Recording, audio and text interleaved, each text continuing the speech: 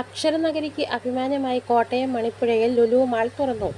മന്ത്രി വി.എൻ. വാസവൻ മാളിന്റെ ഉദ്ഘാടന കർമ്മം നിർവഹിച്ചു. തിരുവഞ്ചൂർ രാധാകൃഷ്ണൻ എം.എൽ.എ. മുഖ്യാതിഥിയായി പങ്കെടുത്തു. Lulu group chairman M A. Yusuffali ആമുഖ പ്രഭാഷണവും നടത്തി. മലയാള മനോരമ ചീഫ് എഡിറ്റർ മാമൻ മാത്യു, എം.പിമാരായ ജോസ് കെ മാണി, ഫ്രാൻസിസ് ജോർജ്, ഹാരിസ് ബീരാൻ, മുൻ കേന്ദ്രമന്ത്രി വി. മുരളീധരൻ, നഗരസഭാ ചെയർപേഴ്സൺ ബിൻസി സെബാസ്റ്റ്യൻ, നഗരസഭാ കൗൺസിലർ ഷീന ബിനു, സന്തോഷ് ജോർജ് കുളങ്ങര തുടങ്ങിയവരും സംസാരിച്ചു. വൈകിട്ട് 4 മുതലാണ് പൊതുജനങ്ങൾക്ക് പ്രവേശനം. 2 നിലകളിലായി സജ്ജീകരിച്ച മാളിൽ Lulu hyper market, Lulu fashion, Lulu connect എന്നിവയാണ് പ്രധാനമായ ആകർഷണം.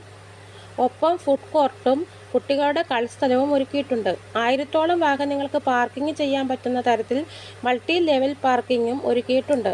News bureau, Kottayam. അക്ഷരനഗരി ഏറെ പ്രതീക്ഷിച്ച ഒരു ബിസിനസ് സങ്കേതമാണ്.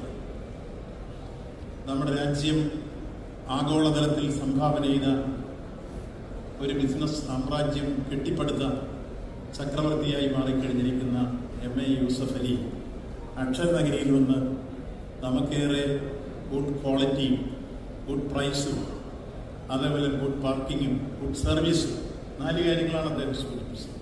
4 പ്രദാനം ചെയ്തുകൊണ്ട് ഇത്തരമൊരു വലിയ സ്ഥാപനം നമുക്ക് പ്രദാനം ചെയ്തു എന്നതാണ് അദ്ദേഹത്തോടുള്ള നമ്മുടെ കടപ്പാട്. അക്ഷരനഗരിയെക്കുറിച്ച് അദ്ദേഹം നന്നായി പഠിച്ചിട്ടുണ്ട്.